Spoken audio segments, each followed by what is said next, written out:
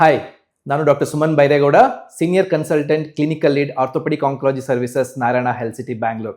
ಹೇಗೆ ಈ ಮೆಟಲ್ ಲೈಫ್ನ ಜಾಸ್ತಿ ಮಾಡೋದು ಅಂತಂತಂದರೆ, ನಾವು ಟ್ಯೂಮರ್ನ ಬೇಗ ಡಯಾಗ್ನೋಸ್ ಮಾಡಿ ಬೇಗ ಟ್ರೀಟ್ಮೆಂಟ್ ಮಾಡಿದರೆ ಸಣ್ಣದಷ್ಟು ನಾವು ಬೋನ್ನ ತೆಗೆದಷ್ಟು ಅಥವಾ ಎಷ್ಟು ಆಗುತ್ತೆ ಅಷ್ಟು ಮಸಲ್ನ ನಾವು ಸೇವ್ ಮಾಡಿದಷ್ಟು ಈ ಮೆಟಾಲಿಕ್ ಮೂಳೆ ಮೇಲೆ ಪ್ರೆಷರ್ ಕಡಿಮೆ ಆಗ್ತದೆ. ಸೊ ಇಂಪ್ಲಾಂಟ್ ಲೈಫ್ ಜಾಸ್ತಿ ಆಗ್ತಾ ಹೋಗ್ತದೆ.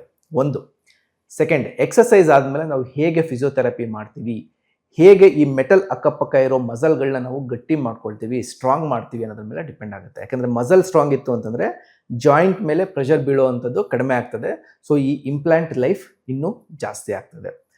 ಥರ್ಡ್ ಆಪ್ಷನ್ಸ್ ಏನು ಅಂತಂದರೆ implants. So there are certain mechanism ಇಂಪ್ಲಾಂಟ್ಸಲ್ಲಿ. ಆ ಥರ ಮೆಕ್ಯಾನಿಸಮ್ ಇತ್ತು ಅಂತಂದರೆ ಆ ಇಂಪ್ಲಾಂಟ್ಸ್ ಲೈಫ್ ಜಾಸ್ತಿ ಇರುತ್ತೆ. ಫಾರ್ ಎಕ್ಸಾಂಪಲ್ ನೀವು ಇಲ್ಲಿ ನೋಡ್ಬೋದು. ಸೊ ಈ ಇಂಪ್ಲಾಂಟಲ್ಲಿ ಜಸ್ಟ್ ಒನ್ ವೇ ಮೂಮೆಂಟ್, ಹೀಗೆ ಮೇಲೆ ಕೆಳಗಡೆ ಇಂಪ್ಲಾಂಟ್ ಆಗ್ತದೆ. ಸೊ ಈ ಥರ ಮೂಮೆಂಟ್ ಆದರೆ ಈ ಪ್ಲಾಸ್ಟಿಕ್ ಮೇಲೆ ಜಾಸ್ತಿ ಪ್ರೆಷರ್ ಬೀಳ್ತದೆ. ಸೊ ಇಂಪ್ಲಾಂಟ್ ಲೂಸ್ ಆಗುವಂಥ ಚಾನ್ಸಸ್ ಜಾಸ್ತಿ. ಈಗ ಹೊಸ ಟೆಕ್ನಾಲಜಿಲಿ ನಾವು ರೊಟೇಟರಿ ಪ್ಲಾಟ್ಫಾರ್ಮ್ ಅಂತ ಹೇಳ್ತೀವಿ. ಅಲ್ಲಿ with this movement you get sidewards movement, ಹಿಂಗೆ ಸೈಡ್ವರ್ಡ್ಸ್ ಮೂಮೆಂಟ್ ಆಗ್ತದೆ. ಹಂಗಾಗೋದ್ರಿಂದ ಈ ಪ್ಲಾಸ್ಟಿಕ್ ಮೇಲೆ ಪ್ರೆಷರ್ ಕಡಿಮೆ ಆಗ್ತದೆ. ಸೊ ಮೆಟಲ್ ಲೈಫ್ ಜಾಸ್ತಿ ಆಗ್ತದೆ. Next is we call it as HA coating ಅಂತ, ಹಂಗಂದ್ರೆ ಹೈಡ್ರಾಕ್ಸಿ ಅಪಟೈಟ್ ಕೋಟಿಂಗ್ ಅಂತ. ಅದು ಬೋನನ್ನು ಫಾರ್ಮ್ ಮಾಡೋದಲ್ಲಿ ಹೆಲ್ಪ್ ಆಗುತ್ತೆ. ಅದನ್ನು ಮೂಳೆಯ, ಈ ಮೆಟಲ್ ಮೂಳೆಯ ಈ ಭಾಗದಲ್ಲಿ ಹಾಕ್ತೀವಿ.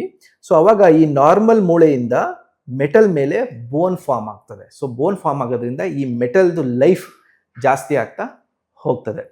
ಇನ್ನೊಂದು ಥರ್ಡ್ ಆಪ್ಷನ್, ಇದೇನು ಸ್ಟೆಮ್ ಅಂತ ಹೇಳಿದೆ, ಆ ಸ್ಟೆಮ್ಮನ್ನು ಸಿಮೆಂಟ್ ಇಲ್ಲದೇನೆ ಫಿಕ್ಸ್ ಮಾಡುವಂಥದ್ದು, ಅನ್ಸಿಮೆಂಟೆಡ್ ಸ್ಟೆಮ್ಸ್ ಅಂತ ಹೇಳ್ತೀವಿ.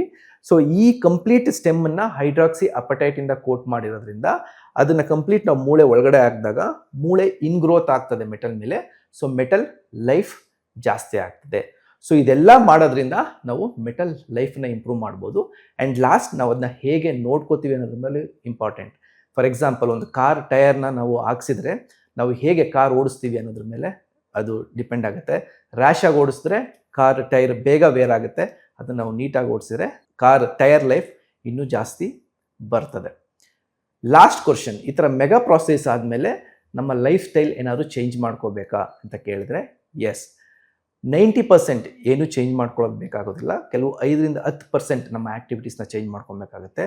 ನಾರ್ಮಲ್ ಓಡಾಡೋದು, ಸ್ಟೇರ್ಸ್ನ ಕ್ಲೈಮ್ ಮಾಡೋದು, 2 ವೀಲರ್ ಓಡಿಸೋದು, 4 ವೀಲರ್ ಓಡಿಸೋದು, ಪಬ್ಲಿಕ್ ಟ್ರಾನ್ಸ್ಪೋರ್ಟ್ ಯೂಸ್ ಮಾಡೋದು, ಫ್ಲೈಟಲ್ಲಿ ಹೋಗೋದು ಎಲ್ಲನೂ ಮಾಡ್ಬೋದು.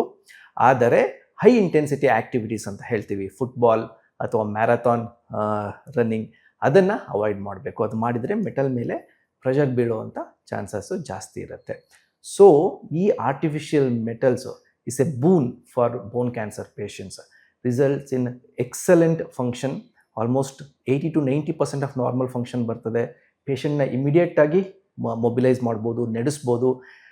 ಮತ್ತು ಈಗ ಒಳ್ಳೊಳ್ಳೆ ಇಂಪ್ಲಾಂಟ್ ಮತ್ತು ಒಳ್ಳೊಳ್ಳೆ ಡಿಸೈನ್ ಮತ್ತು ಒಳ್ಳೊಳ್ಳೆ ಮೆಕ್ಯಾನಿಸಮ್ ಇರೋದ್ರಿಂದ ಈ ಮೆಟಲ್ ಲೈಫ್ ಜಾಸ್ತಿ ಆಗ್ತಾ ಹೋಗ್ತಾ ಇದೆ. ಸೊ ಮತ್ತೆ ರಿವಿಷನ್ ಅಥವಾ ಚೇಂಜ್ ಮಾಡುವಂಥ ಸರ್ಜರಿ ತುಂಬ ಕಡಿಮೆ ಆಗ್ತಾ ಹೋಗ್ತಾ ಇದೆ. Thank you.